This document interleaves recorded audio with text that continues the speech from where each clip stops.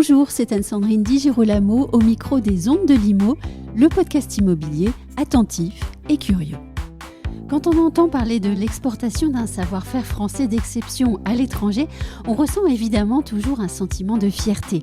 Et quand ce savoir-faire inscrit dans la construction de l'immobilier de demain est porté par un dirigeant jeune et visiblement habité par sa mission, nous mesurons notre chance. Ce dirigeant, c'est Marc Lafont, président exécutif de WO2. À l'occasion du CIPCA, il partage avec nous au micro une nouvelle qui fait sens, le développement d'un programme de plus de 55 000 mètres carrés sur le plateau de Kirchberg, le premier quartier d'affaires luxembourgeois. Il s'agit là du premier projet à l'international pour WO2, spécialisé, je le rappelle, dans la promotion immobilière à très haute performance environnementale, et créé en 2014 par Guillaume Poitrinal et Philippe Zivkovic. Marc Lafont, bonjour. Bonjour Anne-Sandrine. WO2 vient d'annoncer le développement futur de son premier programme bas carbone à l'international. Il s'agit d'un quartier d'affaires luxembourgeois. Rien n'est anodin en fait dans cette annonce puisqu'il s'agit d'un siège d'entreprise, c'est déjà important. Ensuite, c'est celui de KPMG Luxembourg, autre annonce intéressante. Et enfin, c'est là votre premier programme à l'international. C'est une très belle annonce pour le tout jeune et récent président de WO2 que vous êtes.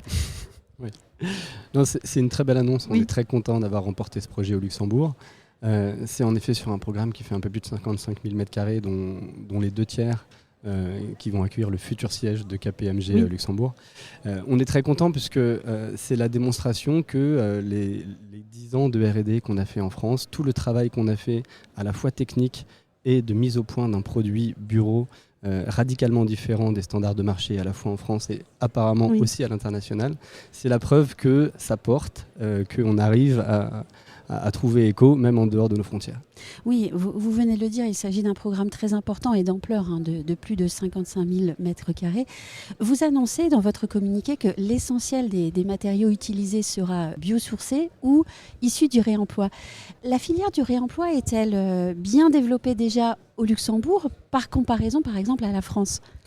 Alors, le Luxembourg, comme l'ensemble des pays européens, est très attentive à l'empreinte carbone de ce qu'ils construisent. Donc évidemment, le premier levier de la construction bas carbone, c'est le réemploi. C'est arriver à réutiliser, réemployer, si possible sur site, le carbone amorti.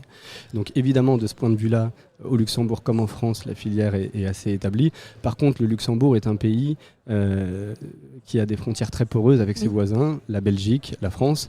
Et donc, est-ce que ce seront des acteurs français, luxembourgeois ou belges ? C'est un peu tôt pour le dire.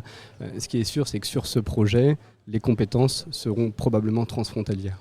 C'est d'ailleurs là toute la beauté du projet en fait. Oui, tout à fait.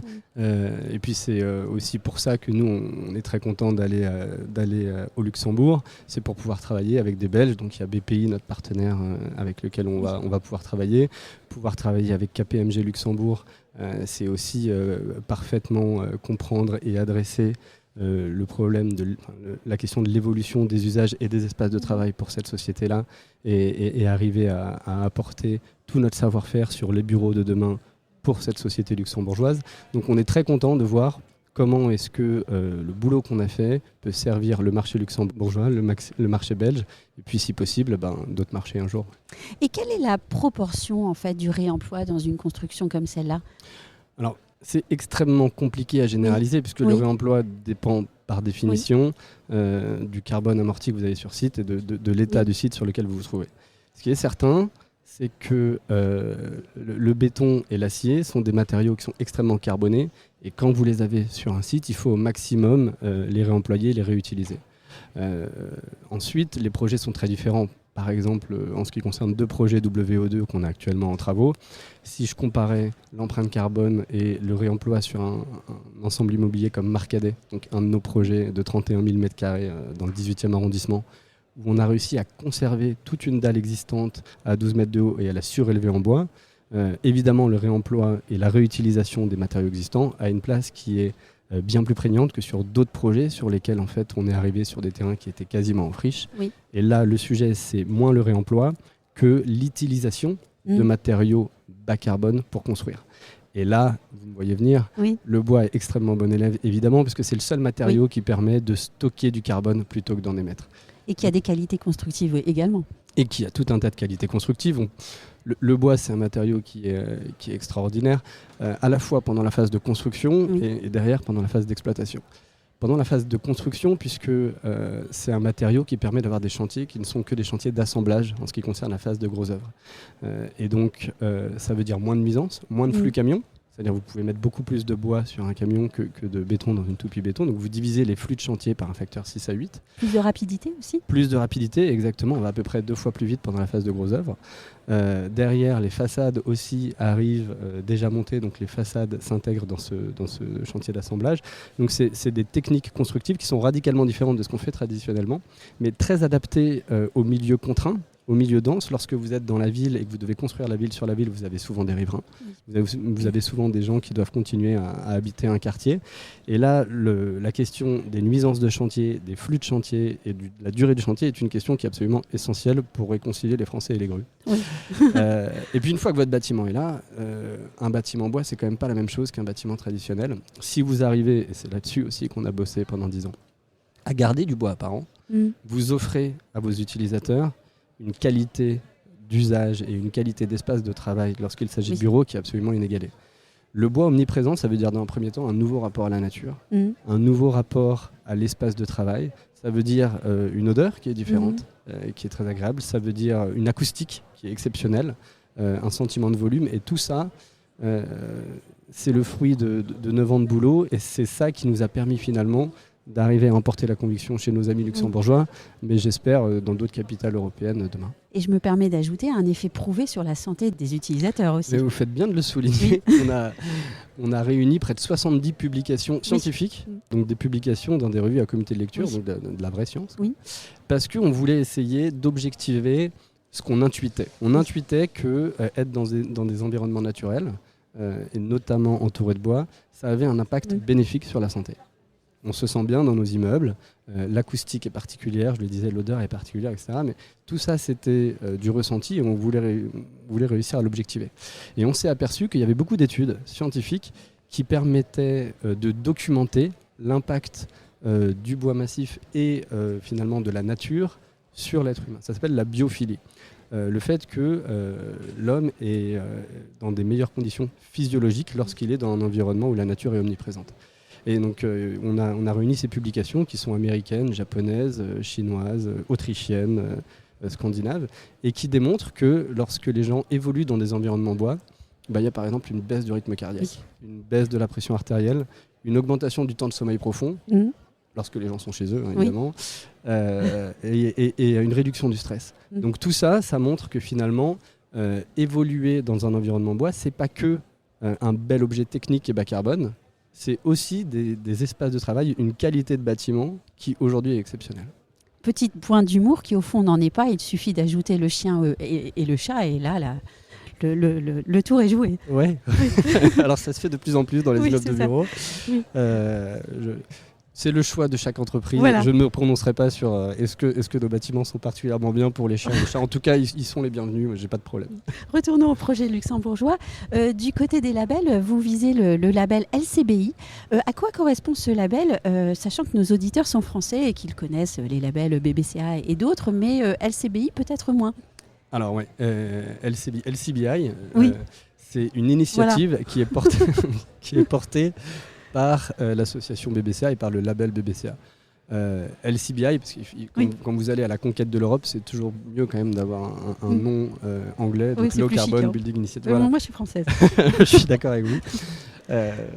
Donc LCBI, c'est cette initiative qui est portée par l'association BBCA. Ça a vocation à établir des standards au niveau européen en ce qui concerne le calcul de l'empreinte carbone sur l'ensemble du cycle de vie des bâtiments, à la fois la construction, la construction des matériaux, la construction du chantier, l'exploitation des immeubles et la fin de vie.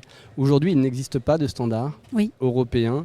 Il y a 1001 manières de calculer le carbone, et d'ailleurs plusieurs pays ne le calculent pas. Donc l'idée, c'était d'uniformiser, de proposer une méthode de calcul qui puisse finalement fédérer l'ensemble des acteurs européens. Ça permettra, à mon avis, d'établir des nouveaux standards, de montrer des feuilles de route aussi pour les promoteurs, pour les aménageurs, pour les élus locaux des différents pays, Et donc l'association BBCA, qui en fait a fait ce travail en France depuis la création de l'association en 2014, va devoir porter ça maintenant au niveau européen avec cette initiative. Oui, une initiative que je suppose vous appelez de vos voeux, en fait, pour pouvoir aussi travailler plus simplement. Alors, qu'on appelle de nos voeux dans un premier temps, parce que je pense que c'est une bonne initiative pour la planète. Oui. Je pense que le sujet de l'empreinte carbone est un sujet dont on parle beaucoup dans ce salon. La totalité de la profession va vous parler de l'empreinte carbone de la construction. Il faut savoir que c'est très récent. Il y a 5 ans, il y a 6 ans, on ne parlait pas autant de carbone dans la construction. On parlait d'économie d'énergie à l'époque, mais pas de carbone. Et donc, c'est une lame de fond, mais qui est récente en France et qui, dans d'autres pays, est encore plus récente. Donc, je pense que cette initiative et réussir finalement à établir des standards à l'échelle européenne, le fait de le calculer va permettre de l'optimiser. On ne peut pas optimiser ce qu'on ne mesure pas. Donc ça, je pense que c'est la première raison pour laquelle on appelle de nos voeux cette initiative. La deuxième raison, évidemment, c'est qu'elle permet à des acteurs qui sont engagés sur le bas carbone, qui ont fait de la recherche et du développement pour réussir à sortir des modes de construction traditionnels pour aller vers des modes de construction bas carbone, ça leur permet évidemment de tirer leur épingle du jeu. Nous, capitaliser sur le travail, c'est pas indécent. Exactement. Donc, et nous, c'est le cas. La R&D, c'est un sujet qui est absolument central chez nous. Il y a Laurent Petit qui donnait une conférence ici, qui est le patron d'ingénierie chez nous, il y a 2 jours sur le sujet.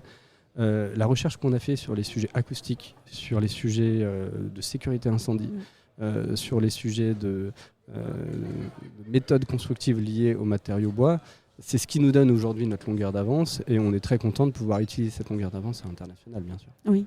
Justement, en ce moment, WO2 développe plus de 300 000 m² de bureaux ultra bas carbone en région parisienne. Vous développez le projet luxembourgeois fort de cette expérience. La réalité du terrain luxembourgeois va-t-elle vous permettre aussi de développer quelques compétences supplémentaires ? Je pense qu'en effet, ça sera pas à sens unique. On va très probablement apprendre des choses en travaillant avec des acteurs qui sont pas sur les mêmes standards de marché.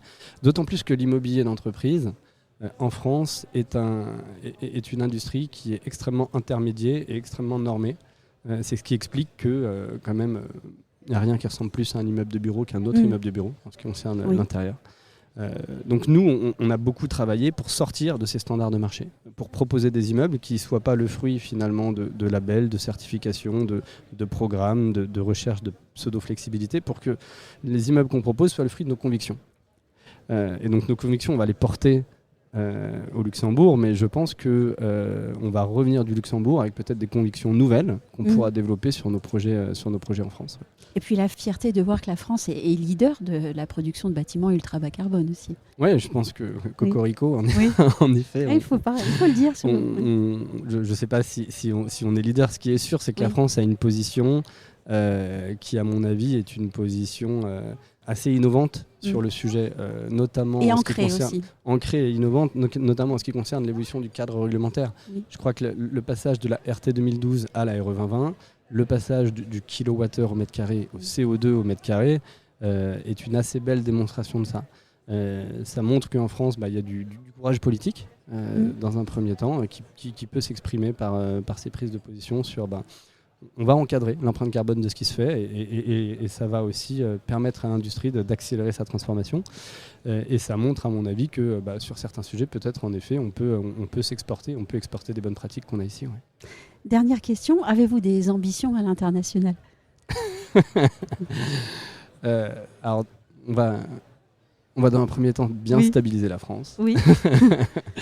Dans un second temps, en effet, je pense qu'aller dans des capitales européennes, c'est quelque chose qu'on regarde. C'est quelque chose pour lequel on est sollicité aussi, parce que je pense que le travail qu'on a fait ici, la qualité de nos immeubles en France, en Île-de-France, et le fait qu'on soit sur vraiment des objets emblématiques en France, fait qu'il y a un certain retentissement à l'international.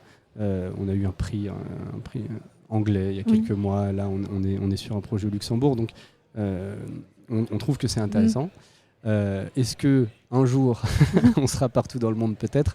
En tout cas, la France dans un premier temps, l'Europe dans un second, ça me paraît déjà être une feuille de route qui est bien.